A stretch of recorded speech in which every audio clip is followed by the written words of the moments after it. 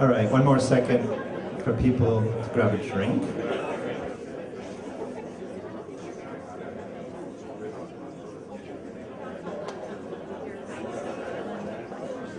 Walski, let's go sit.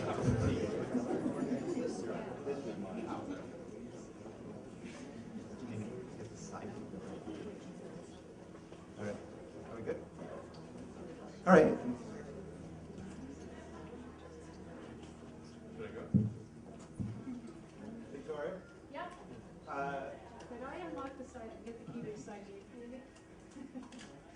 Do you have the key nearby for the side gate? Is it? Okay. Sorry.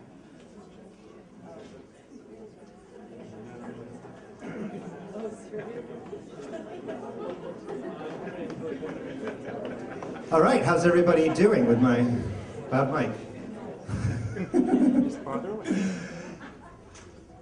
Is everybody ready to end this year? Let's just end it today. We've got more booze in the back, and I'm sure we can finish ourselves off at least. All right, so it's been an incredibly long year. It's been, what, 2 or 3 years since we started the Hollywood Hill, and we're winding down the second major year. I'll give you a few announcements why a few great people are strolling in. So the event facility, first announcement. Most of you know we took over an event center property in Hollywood earlier in the year, and it's basically a piece of junk that we were going to renovate. So what's happened now, we were in a pretty flexible relationship with the landlord, and because the marketplace now with real estate is dropping so significantly, and the space was not amazing, I mean, we were going to have to totally, gut it and rebuild it and spend a lot of money doing that. We're now going to hold off from doing that at the moment, and we've got a broker out there who is keeping a very fast eye on what properties are opening up around town, because we have a feeling there's going to be some really exciting properties that we could instead take over and have to do less work in renovation. So that being said, our current landlord, because the market for contractors is also so good, has decided he wants to bring in a contractor to kind of do a base renovation of the building we're in right now. So we're going to move out of there in about 2 weeks and be out of there from January through March. And there's a very good chance that we're not going to go back there, that we will find a space between that period and then move into it. So in the meantime, those first 3 months, we're going to be launching Armchair Revolutionary, which obviously we've been working on for about 2 years. But I can tell you it's looking really good, and it's going to be in beta in about 2 weeks, and then we'll open it up to the public. And so we'll be working on that and doing media projects finally for the first time. So you guys are going to start seeing a lot of internal media projects go up on SeedGrid, and we'll be asking a lot of you who are writers and directors to come in and start working on media for Armchair, et cetera, et cetera. And that'll be really exciting. That's about probably all the announcements I want to give. So this event is a really fun topic, obviously. When I went to Elon originally, happy talking about filming in space. But the inspiration for it was, you'll see today, he got into filmmaking himself and put some cameras on his rockets. And we got to watch it live. How many of you actually watched the live webcast of his rockets going up into space? Like 4 people, 5 people. All right, so this isn't Silicon Valley, it's Hollywood. We're not very tech savvy, but we'll catch up eventually. But a lot of you obviously are going to see this for the first time, which is really exciting. So that'll be great. And then our other guest speaker is just standing right behind me, Steve Squires. So give a round of applause for both of them.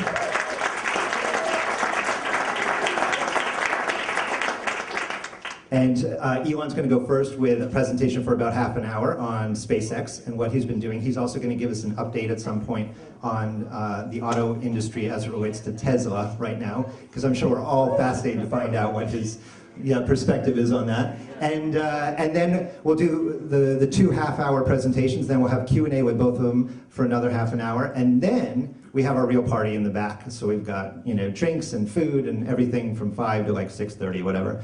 And we can all party and have a good time. So one last thank you to our host, who's probably outside. Victoria, are you back? Yeah. All right. Well, we're going to wait for our host to get back, because that would be the appropriate thing to do.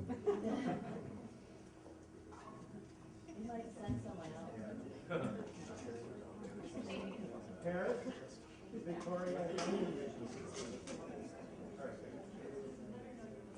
All right. I think I'll take this opportunity to have our photographer come over and photograph me with the speakers. You guys have to stand below me though because you're so tall. I have to look somewhat more important.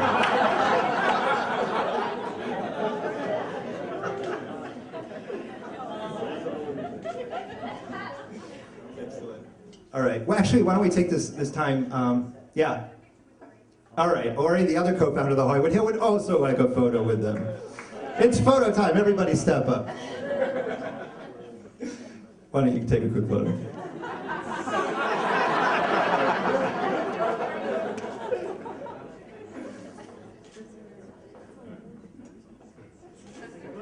All right, there's Victoria. Victoria, come front and center. So, Victoria Hopper working towards us, our wonderful host for today. Give her a huge round of applause.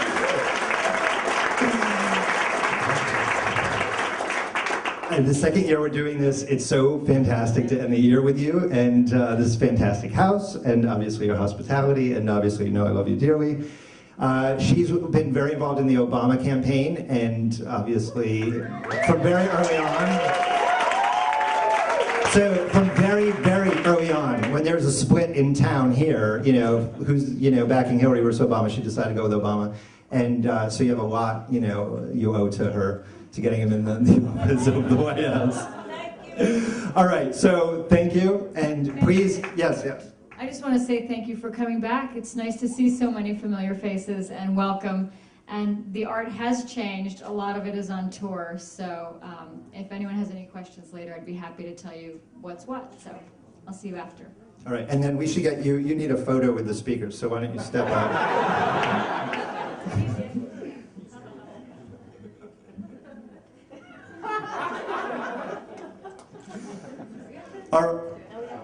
All right, Elon, I think why don't you give us a quick thing on Tesla, and then we'll leave that behind. We can move into space. Sure. Should I use this? Yeah, you're good. Okay. All right.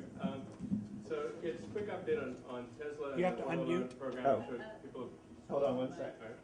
Oh wait. Yeah. Mute. Yeah. Hello. Yeah. All right. So I'm sure people have been reading about the auto loan bailout and all that sort of stuff. So. It's kind of a travesty at what's going on, although I don't think it's going to last too long into the Obama administration. There was a $25 billion loan program that Congress approved to fund the development of energy-efficient vehicles, essentially to wean ourselves off oil.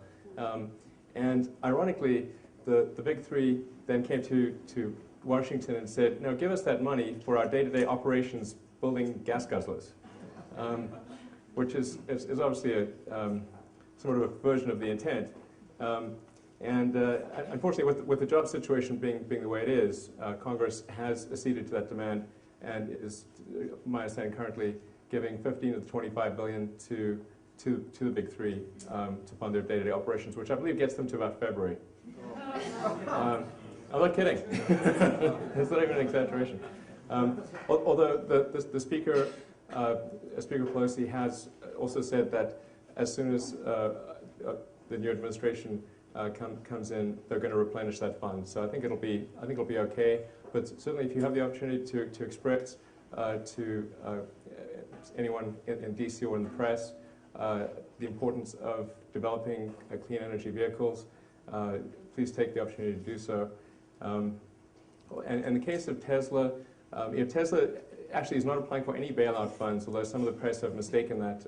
What Tesla's done is applied for funding to develop lower-cost mass-market vehicles, and it's essentially the exact intent of the legislation. And so hopefully there's still some money left over to actually do that after the big three have taken what they will take.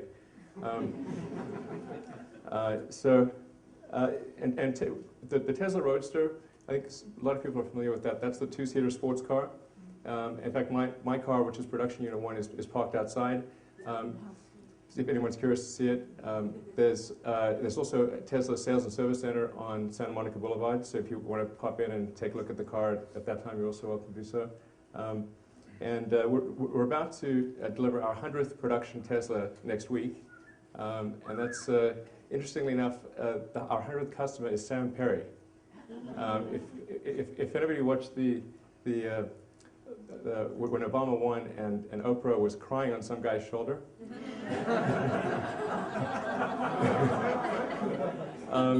that same guy is our 100th customer. So it's a bit like Zelig. I mean, he's sort of everywhere. So anyway, he's a really great guy and lives in the Bay Area. He's going to take delivery of his car on Tuesday. So I'm going to hand him the keys personally and thank him for being a customer. So, you know, there's an important point about Tesla, which is whenever somebody buys the Tesla Roadster, even though it's a $100,000, $109,000 sports car and it's kind of a fancy sports car, every penny that Tesla makes goes into development of lower-cost mass-market vehicles. So the company doesn't issue any dividends, nor will it ever. You know, my salary is minimum wage. You know, so I'm a volunteer, basically. So, and you know, it's just an important point because sometimes people think, well, gee, what's the point of making these expensive cars, which are sort of toys for rich people? How is that really helping the environment? The important point to bear in mind is that when you have new technology, it takes time to optimize that technology. If you think back to the early days of cell phones or laptops or pretty much anything new, it's expensive in the early days. Because the first job with a new technology is you've got to make it work. And then you make it in small volume, you sell those cars. But if the critical point is that you can't get to the low-cost cars unless you start with the expensive cars. And that's the point that's sometimes lost. Anyway, that's enough on Tesla. I'll jump into the space stuff. And I'll kick it off with our last flight video. Fuel turned valve actuator set. You got it.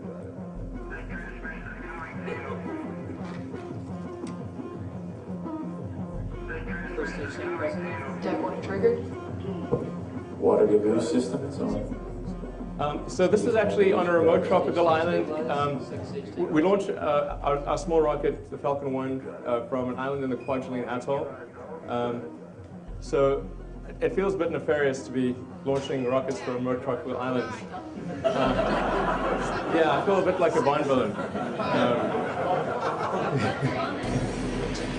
In this case, it's basically just a dummy satellite.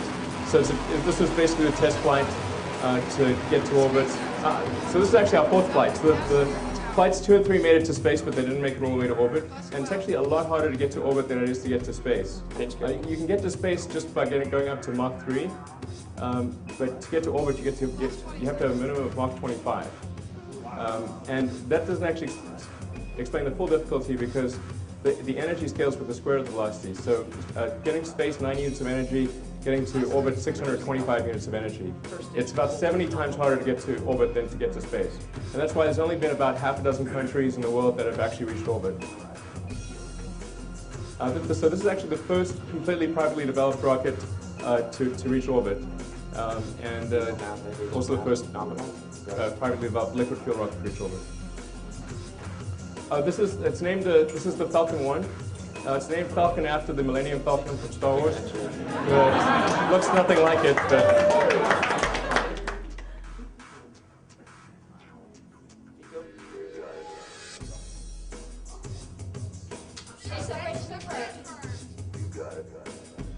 so the music in the background is a high roller from the Crystal Method. Running separation control. I have a question. How do you pick up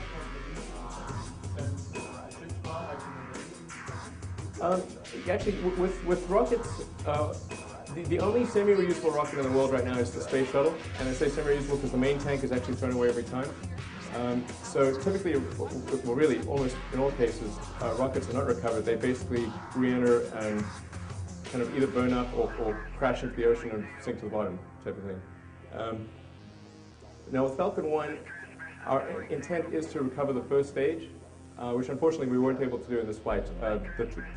The telemetry coming down showed that it didn't have enough thermal protection, so it actually ended up burning up. We need to increase the thermal protection.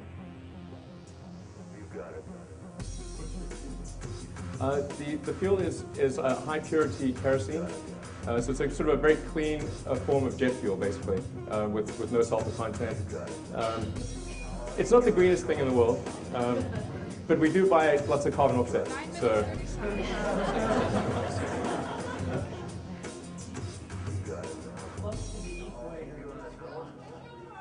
It's 9 degrees north latitude. Yeah. Yeah, exactly. We're making use of the Earth's rotation to help with the insertion velocity. Couldn't you actually go out?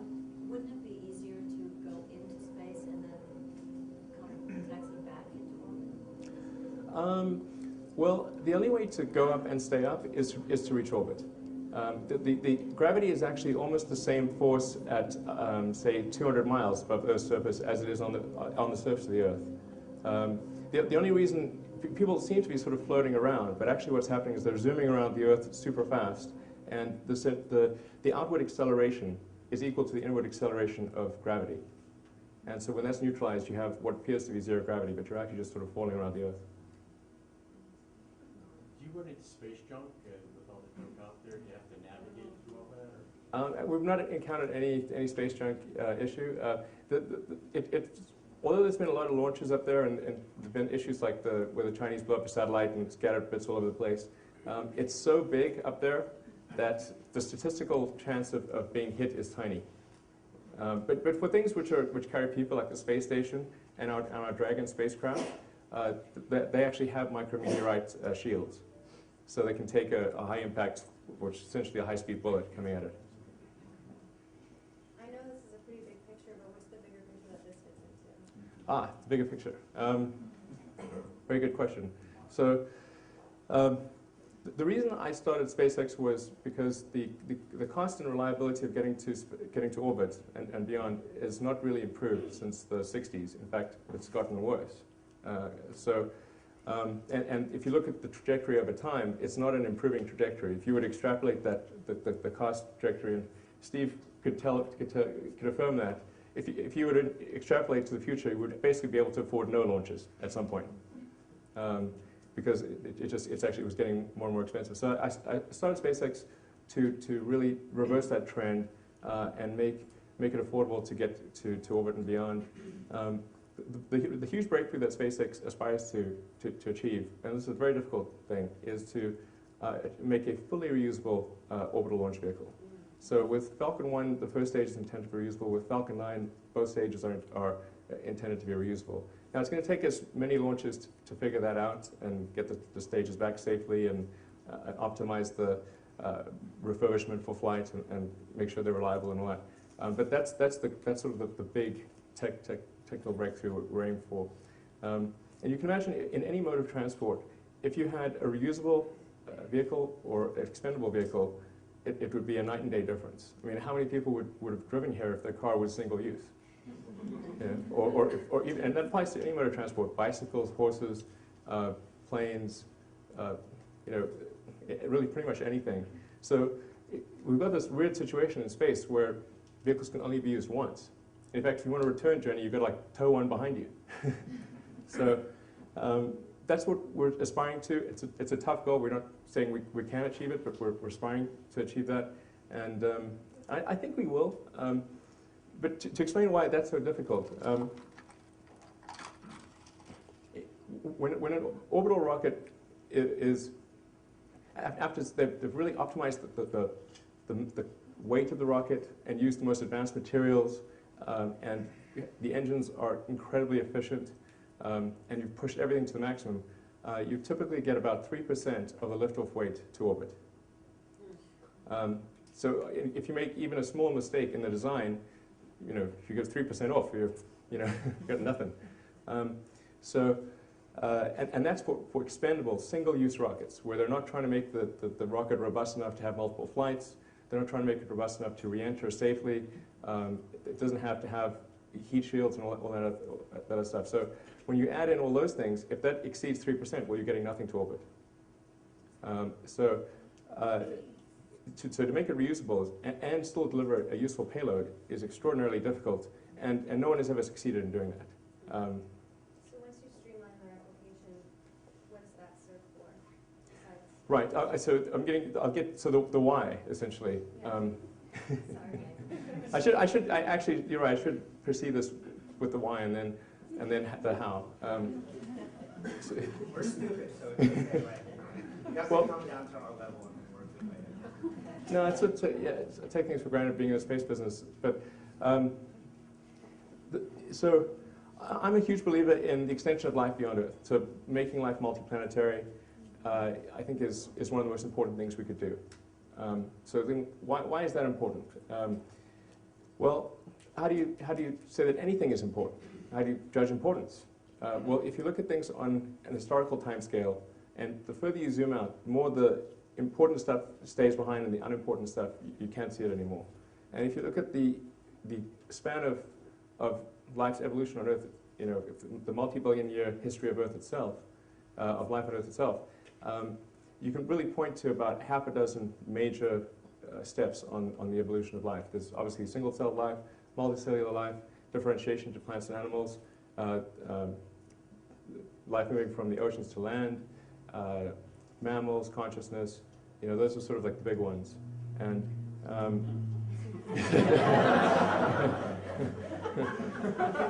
that's why we're here talking.